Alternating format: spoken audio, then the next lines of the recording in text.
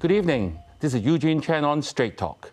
The Secretary for Justice, Mr. Paul Lam, is on our show this evening to talk to us about Hong Kong's niche in the rule of law. Mr. Lam was practicing as a barrister before joining the government and was a senior counsel in private practice, specializing in general civil and commercial proceedings. He was previously the chairman of the Hong Kong Bar Association and has held a number of public service positions, including being chairman of the Consumer Council, the Administrative Appeals Board, as well as the ICAC Operations Review Committee. Welcome, SJ. Thank you, Eugene. You must be very pleased with the success of the Legal Week, with 27 overseas experts with the representatives of the international legal organizations. So how important was it to showcase that Hong Kong's return as a global legal hub? Well, I think the success of the Legal Week is a very strong evidence of the status of the Hong Kong legal system in the international community. I'm sure that many people would agree that one of the main strengths of Hong Kong is our rule of law. Finally, to let people know that Hong Kong is back and we have resumed international exchanges with people from around the world, it's very important. Right. What were some of the successes of the event that you can remember? Well, as you just mentioned, we have invited almost 40 overseas guests to come to Hong Kong.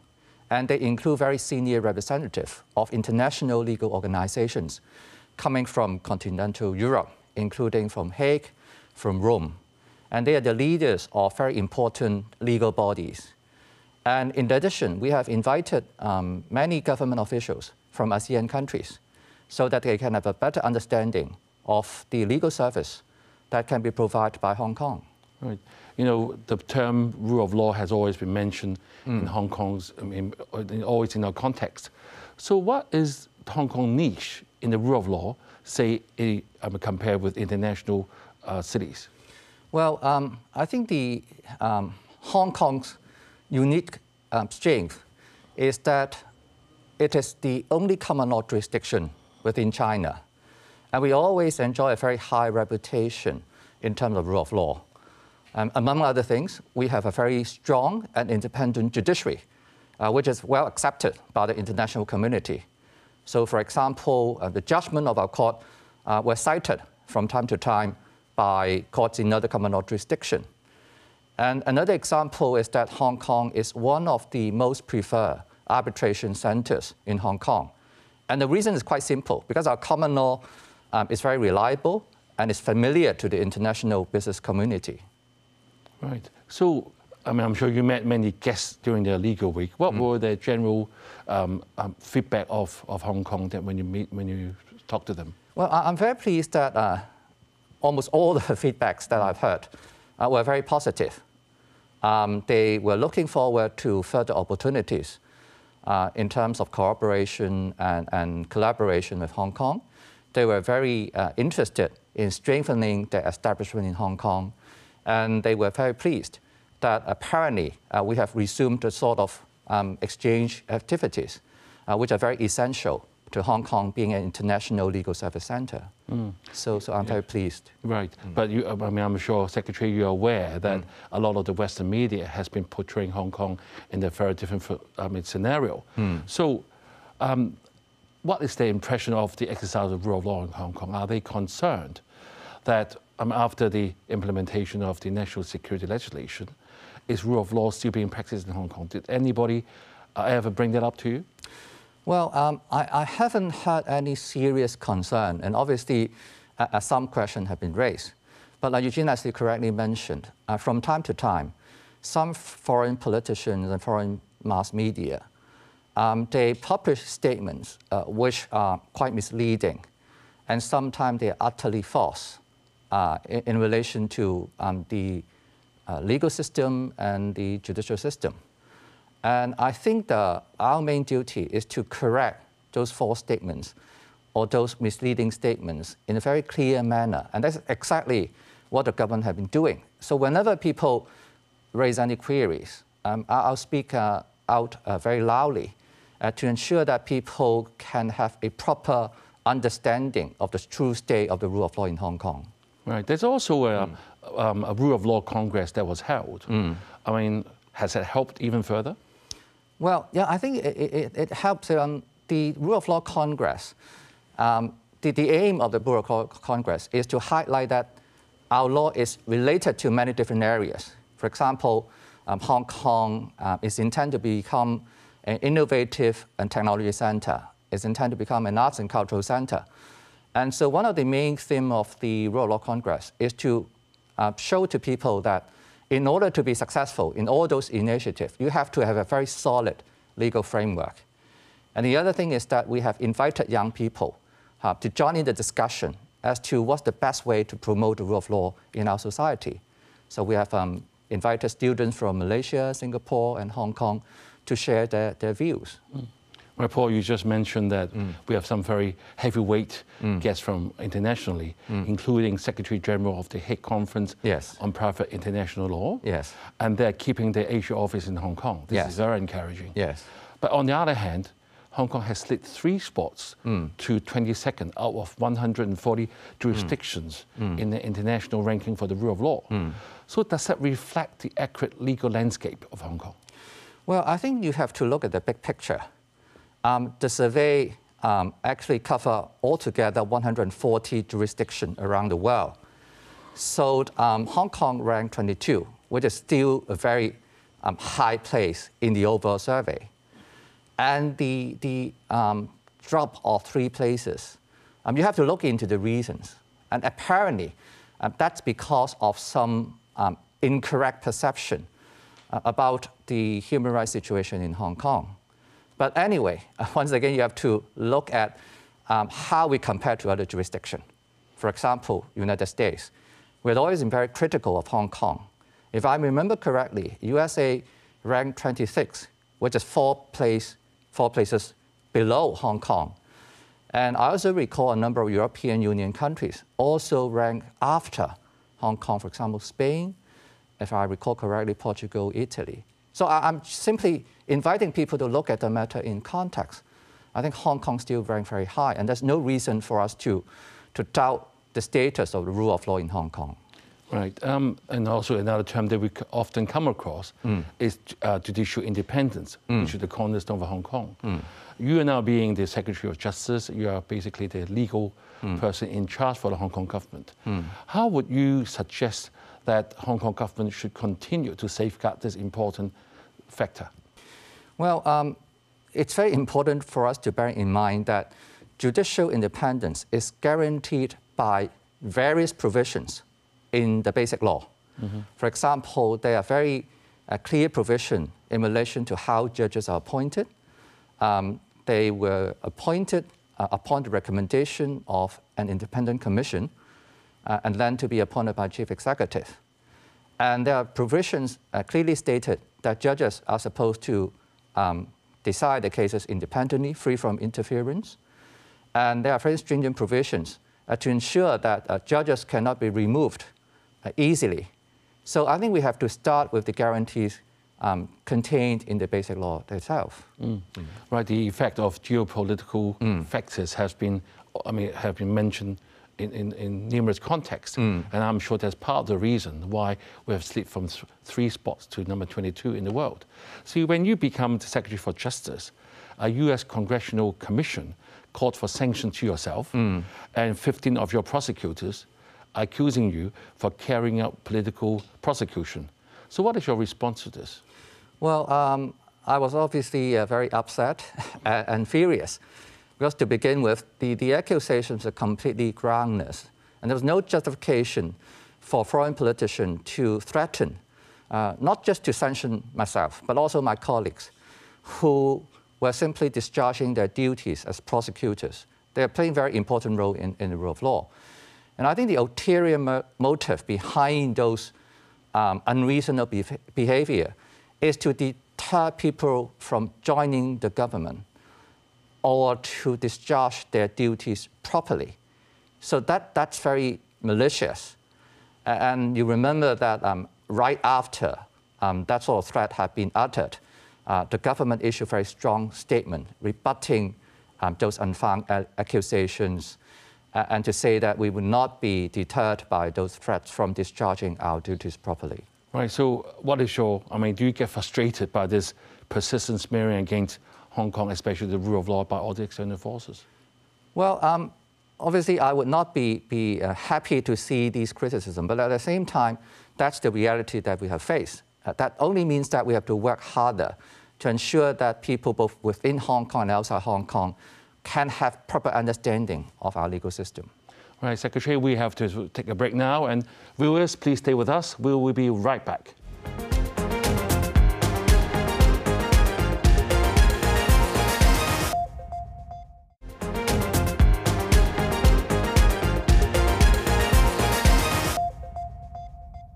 Thank you for staying with us.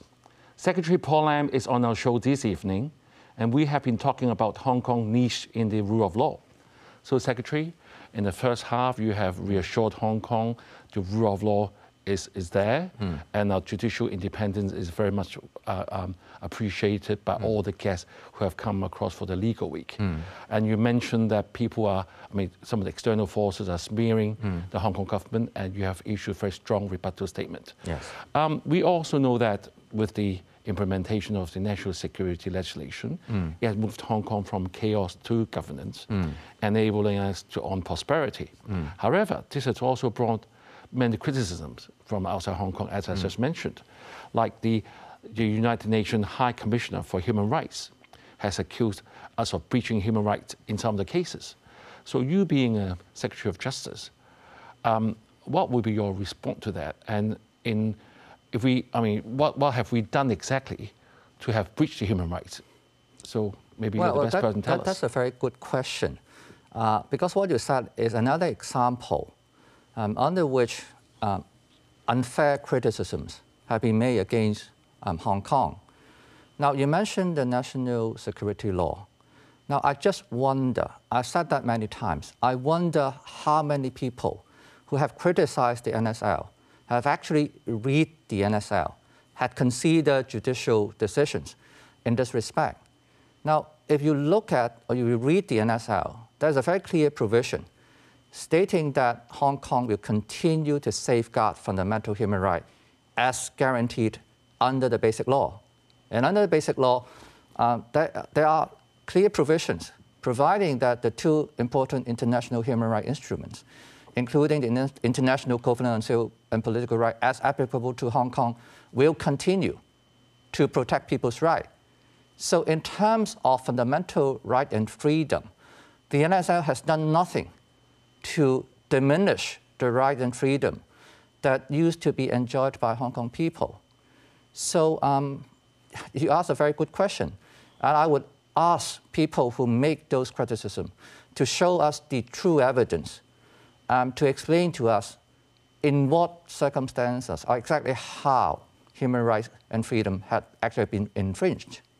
Right, so Secretary, you have issued a very strong reply saying that there's no evidence and all that are groundless accusations. Exactly. And we have also to remember that people who have been accused of infringing the national security law, they will have the chance to receive a fair trial before an independent judiciary. I think that's also a very important point. And all cases, save in very exceptional circumstances, will be held openly. And judgment will be published. So people can see for themselves what would be the evidence to be put against the defendant and how the judges decide on the cases based on the law and the evidence. Right, Secretary, and another high-profile in the news recently, high-profile news is that the appeal court has upheld the ruling to allow a foreign barrister to defend one of the person that has been being accused. And judging that public perception of fairness is of vital importance to the administration of justice. This is the reason. I'm sure we are not going to discuss about individual case, but I'm sure the viewers will appreciate from you as a controlling officer to tell us what are the general principles of Hong Kong people being able to engage foreign barristers in court cases. In other words, to allow admission for specific purposes. Well, Eugene, thank you for giving me the chance to restate the general principles. It's very important for people to understand that admission of overseas counsel to practice in Hong Kong is an exception.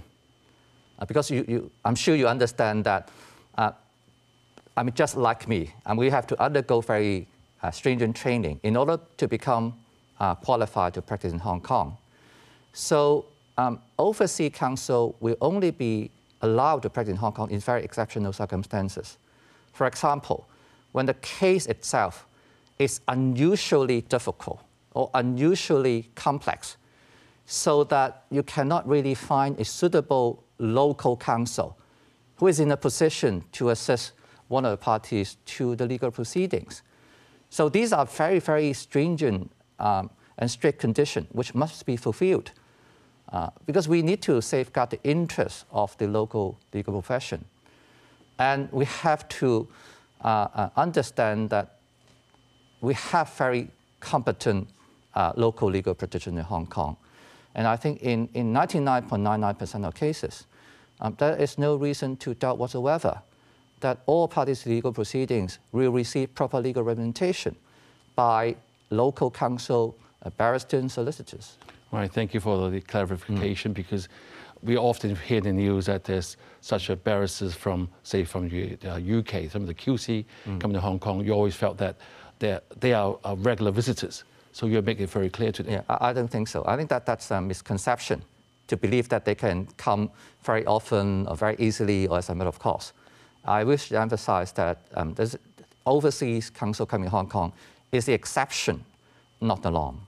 Right. Secretary, we have, by talking with you so far, we have established a very strong point that the decline of the rule of law in Hong Kong is not there, and we are upholding our judicial independence. So, but all this misinformation has been fed locally and also internationally. So what are your plans to counteract all this? Well, there are two things that I intend to do. Firstly, it's important to maintain and enhance people's confidence in our legal system internally. So what I'm going to do is to set up a steering committee on the rule of law education. And the purpose is to ensure that fellow citizens of Hong Kong will have some proper understanding of our legal system so that they will not be misled by false information.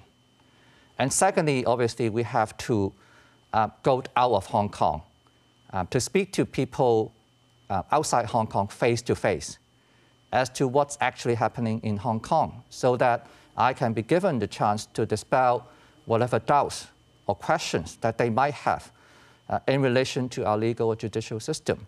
So I'm planning that to make some overseas trips next year. So I think these are the things that I believe to be very, very important. Right, and also I also hear of the idea of train the trainers. How would you use that to help to promote the law? Well, I note that many people have taken part in promoting the rule of law. For example, teachers, social workers, community leaders. They will be the people who speak directly to young people and other citizens of Hong Kong.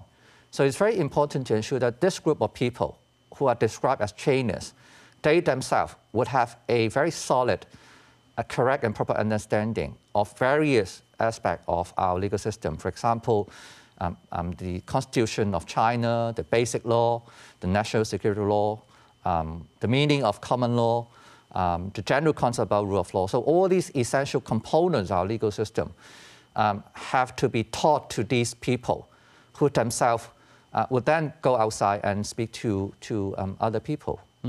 Paul, earlier you mentioned about Hong Kong's popularity of being a mediation center. You know that Hong Kong has been given the role of being one of the 8 centers, being the international legal and dispute resolution services in the Asia-Pacific region by our nation. Yes. What plans do you have to also promote this? And also, how do we develop our profession so that we have more experts? Well, as you correctly pointed out, one of the missions given by the Central Authority under the 14th Five-Year Plan and also the Greater Bay Area Initiative is to develop Hong Kong into an international legal service and dispute resolution center. So firstly, we have to reform and improve our law continuously so that it can meet the expectation and demands of the international business community. But what we are trying to do is to turn Hong Kong into a super connector. So at the same time, we are strengthening our mutual legal assistance arrangement with the mainland so that Hong Kong can actually act as the bridge between the international community and China when it comes to legal service. And I think that there's another very important development is that the central authority has decided to set up the preparatory office of the International Mediation Organization in Hong Kong.